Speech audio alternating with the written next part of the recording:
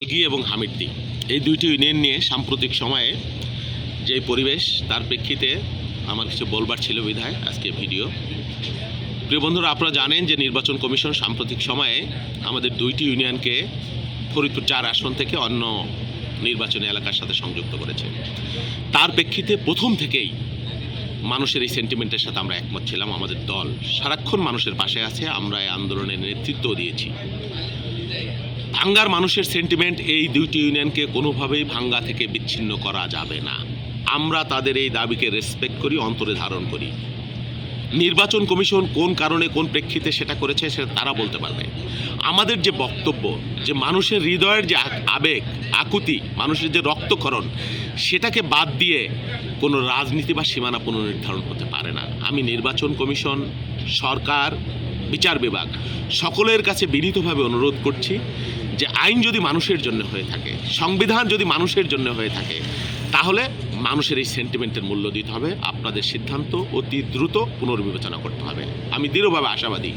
এর জন্য আমি উচ্চ আদালতে গিয়েছি, আমরা রিট পিটিশন দায়ের করেছি এবং সেই রিট পিটিশনের প্রেক্ষিতে মহামান্য আদালত 10 দিনের সময় বেঁধে দিয়ে নির্বাচন কমিশনের প্রতি রুল জারি করেছে যে কেন এই দুই ইউনিয়নকে ফেরত দেওয়া হবে না। খুব শিগগিরই চূড়ান্ত শুনানি হবে এই প্রেক্ষাপটে, নির্বাচন কমিশন জবাব দেবার পরে।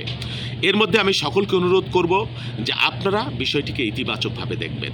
মানুষের সেন্টিমেন্ট, মানুষের আবেগ, মানুষের হৃদয়ের আকুতি এবং রক্তক্ষরণকে আপনারা মর্যাদা দেবেন। রাজনীতি যদি মানুষের জন্য হয়ে থাকে, নির্বাচন যদি মানুষের জন্য হয়ে থাকে, তাহলে অবশ্যই দুইটি ইউনিয়নকে ফেরত দিতে হবে। আমি খুব আশাবাদী যে আমরা উচ্চ আদালতেও প্রতিকার পাবো এবং নির্বাচন কমিশনও বিনয়ের সাথে তাদের এই সিদ্ধান্তকে পুনর্বিবেচনা করবেন। তবে এটা নিয়ে নানান ধরনের অপরাজনীতি শুরু হয়েছে, নানান ধরনের বিদ্বেষ প্রতিহিংসা শুরু হয়েছে। বিশেষ করে আমাকে টার্গেট করা হয়েছে এবং আমার নামে প্রতিনিয়ত নানান ধরনের প্রোপাগান্ডা, মিথ্যা অসত্য প্রচারণা চালানো হচ্ছে। আমি শুধু বলতে চাই, আমি গোটা জীবন রাজনীতি করেছি, সংগ্রাম করেছি মানুষের অধিকারের জন্য। বিগত 17 বছরে যত নির্যাতনের শিকার হয়েছি মানুষের অধিকার প্রতিষ্ঠার সংগ্রামের জন্য, ভোটের অধিকারের জন্য। আমি 128টা মামলার আসামি হয়েছি, বারবার জেলে গেছি, রক্তাক্ত হয়েছি।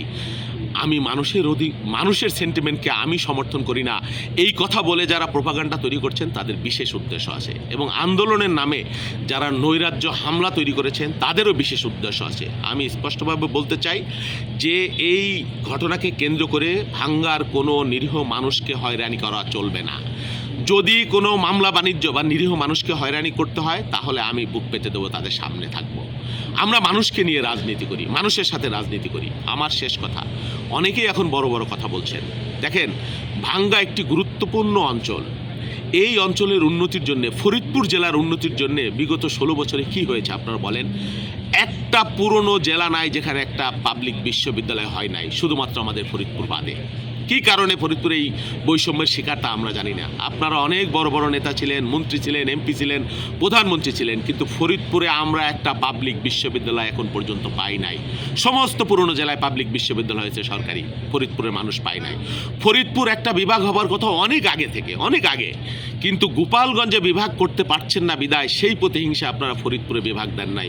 বারবার মানুষের সাথে প্রতারণা করেছেন। আপনারা কি ভূমিকা পালন করেছেন? যারা বড় বড় নেতা ছিলেন, এমপি ছিলেন, বড় বড় কথা বলছেন। ফরিদপুর আমরা একটা সিটি কর্পোরেশনের দাবি বহু পুরনো, বারবার আপনারা প্রতিশ্রুতি দিয়েছেন, 16 বছর ক্ষমতায় ছিলেন, করেন নাই। আমরা যদি ক্ষমতায় যাই, আমরা দৃঢ়ভাবে বলতে চাই, কথার ফুলঝুরি না। ভাঙ্গার এই দুই ইউনিয়ন তো এখনই আমাদের সাথে আসতে হবে, আনবো আমরা, এটা আমাদের অঙ্গীকার। সাথে আরও কলেবর বৃদ্ধি করে ভাঙ্গাকে আমরা একটি স্বতন্ত্র জেলা হিসেবে আগামী দিনে চাই, ফরিদপুরকে আমরা বিভাগ হিসেবে চাই। এর জন্য যা যা করণীয় আমি করব, এটা আমাদের অঙ্গীকার। এবং ভাঙ্গা সদরপুর চর্বদূষণকে নিয়ে একটি বিশেষ অর্থনৈতিক অঞ্চল তৈরি করবার জন্য আমাদের কর্মপরিকল্পনা থাকবে এবং এর জন্য আমাদের যা যা করবার আমরা করব।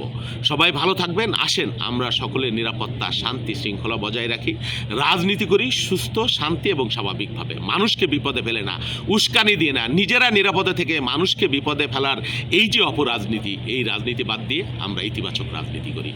সবাইকে ধন্যবাদ। আসসালামু আলাইকুম।